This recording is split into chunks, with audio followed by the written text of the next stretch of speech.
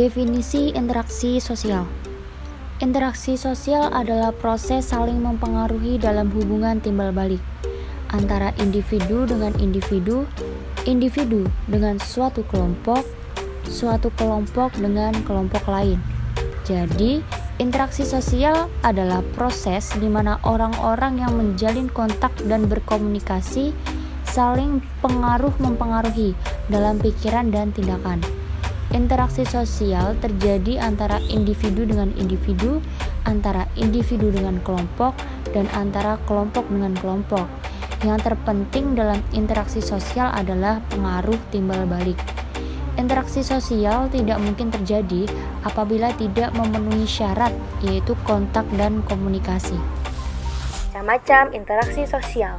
Interaksi sosial dibagi menjadi 4. Yang pertama ada imitasi atau peniruan. Imitasi dapat mendorong seseorang untuk mematuhi kaidah-kaidah dan nilai-nilai yang berlaku di masyarakat. Yang kedua, sugesti. Sugesti berlangsung apabila seseorang memberi suatu pandangan atau sikap yang berasal dari dirinya yang kemudian diterima oleh pihak lain. Yang ketiga, identifikasi. Kecenderungan atau keinginan dalam diri seseorang untuk menjadi sama dengan pihak lain. Yang keempat, proses simpati. Suatu proses di mana seseorang merasa tertarik pada pihak lain, faktor utamanya perasaan untuk memahami orang atau pihak lain. Sejarah singkat, Sidney Marshall Girard lahir pada 21 Januari 1926. Beliau seorang ahli dalam psikologi humanistik dan pelopor di bidang pengungkapan diri dan kesadaran tubuh. Beliaulah pertama kali mengemukakan mengenai self-disclosure dalam bukunya yang berjudul Transparent Self.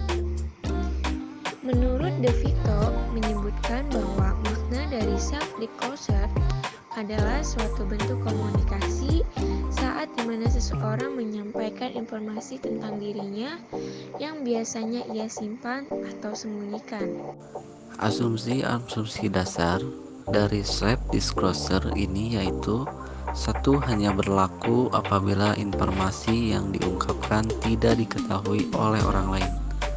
2. Self-disclosure mengandung informasi maupun pengungkapan perasaan. 3. Bergantung kepada kepercayaan. 4.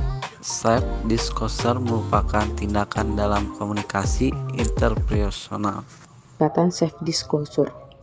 Tingkatan-tingkatan dari self-disclosure itu ada 5. Yang pertama ada basa-basi, kemudian yang kedua membicarakan orang lain, yang ketiga menyatakan gagasan atau pendapat, yang keempat adanya perasaan, dan yang terakhir hubungan puncak.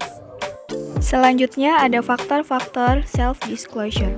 Menurut De Vito, faktor-faktor yang mempengaruhi pengungkapan diri ada 7. Yang pertama, besar dan kecilnya kelompok. Yang kedua, perasaan menyukai. Ketiga, efek diadik atau timbal balik. Yang keempat, kompetensi. Yang kelima, kepribadian. Keenam, topik. Dan yang ketujuh, jenis kelamin.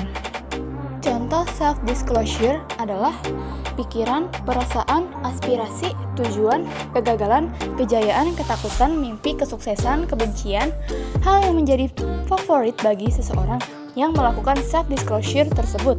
Self-disclosure digunakan dalam pembelajaran sekolah, yaitu biasanya persoalan yang dihadapi siswa di sekolah dapat diatasi apabila bimbingan konseling di sekolah mempunyai misi dan tujuan yang jelas. Pada kenyataannya, di lapangan program bimbingan lebih berfokus pada bimbingan karir maupun belajar, sedangkan layanan bimbingan pribadi sosial jauh lebih sedikit dibandingkan bimbingan karir dan belajar. Materi bimbingan yang menyangkut aspek pribadi sosial juga belum banyak dikembangkan untuk perkembangan siswa. Materi tentang pemahaman diri, perkembangan psikoseksual, etika pergaulan, kemampuan sosial, khususnya self-disclosure, merupakan contoh materi yang perlu mendapat perhatian konselor untuk diberikan kepada siswa guna mengembangkan kemampuannya berhubungan dengan orang lain.